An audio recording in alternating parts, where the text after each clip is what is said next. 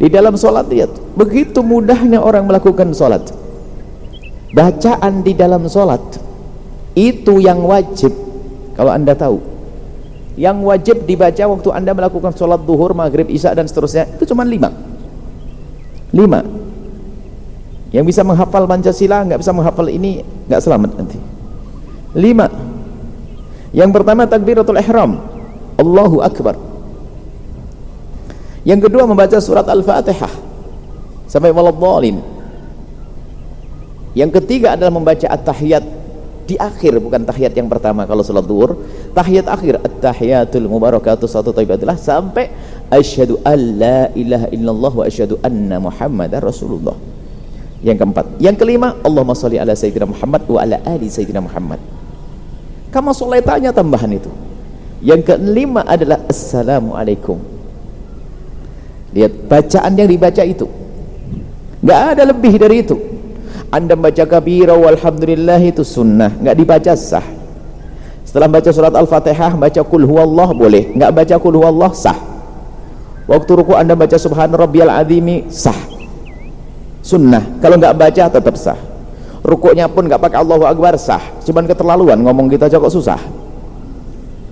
Gara-gara ya nggak pengen gara-gara dengar omongan begini langsung berubah cara sholatnya. Kita hanya tunjukkan mana yang wajib gitu saja. Lihat, begitu mudahnya. Tasyahud yang pertama kalau Anda sholat duhur itu tidak wajib, sunnah. Kemudian masih bisa ditawar lagi. Kalau saya nggak hafal Fatihah bagaimana? Bukan untuk Anda loh ya.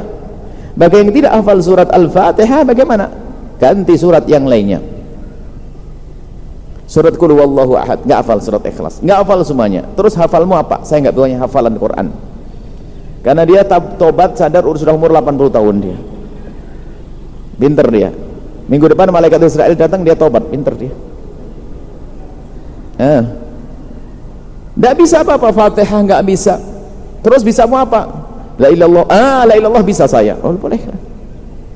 Akhirnya sholatnya adalah diajari setelah Allahu Akbar baca la ilaha illallah, diperkirakan panjang waktunya seperti kalau baca Fatihah itu seberapa?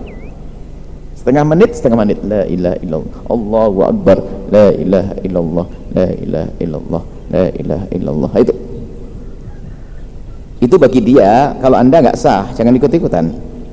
Itu bagi orang yang nggak hafal Fatihah. Tapi kalau memang betul di sini diem-diem nggak hafal Fatihah, gitu aja, la ilaha illallah. Disepakati ulama itu nggak ada khilaf, bukan perbedaan ulama. Ya begitu ulama berkata. Nggak hafal mau dipaksa bagaimana? Nggak hafal baca boleh kok. Bahkan pada hakikatnya membaca Al-Quran dengan melihat itu lebih bagus daripada dengan hafalan. Ini kaidah umumnya begitu. Membaca Al-Quran dengan melihat lebih bagus daripada dengan hafalan. Sebab anggota tubuh semuanya punya amal ibadah. Kalau ada hafalan menyuarakan Al-Quran, yang beribadah adalah lidah Anda dan telinga Anda, mata Anda nggak beribadah. Tapi kalau Anda membaca, mata pun ikut beribadah. Baca bismillah, Allahu Akbar, alhamdulillah, bismillahirrahmanirrahim, alhamdulillah, sah. Tasyahud pun boleh ditawar bagi yang nggak hafal. Kali lagi la ilaha illallah. Nah ini mudah, nggak ada yang susah. Siapa yang mengatakan sholat susah? Makanya kalau ada orang tidak bisa sholat, yang salah itu gurunya. Yang salah gurunya. Dan yang kalau ada orang susah melakukan sholat, lagi-lagi yang salah gurunya. Sebab sholat sama sekali tidak susah.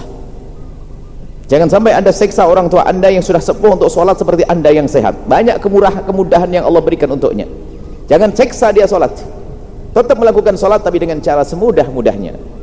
Jangan sampai orang menjadi tidak sholat karena merasa keberatan melakukan sholat, maka Anda ikut dosa menjauhkan orang dari sholat karena kurangnya ilmu. Kakek sudah sepuh berdiri saja sudah pakai tongkat, dipaksa oleh anaknya harus berdiri goyang-goyang betul. Anaknya kan baru belajar kitab Safinatun Najah, di situ disebutkan kalau sholat harus berdiri.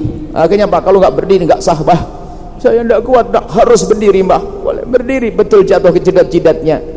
Besok disuruh lagi, enggak, nah saya takut apa? Takut kejedot. Ini yang salah, cucunya yang ngajari salah. Tidak susah sholat.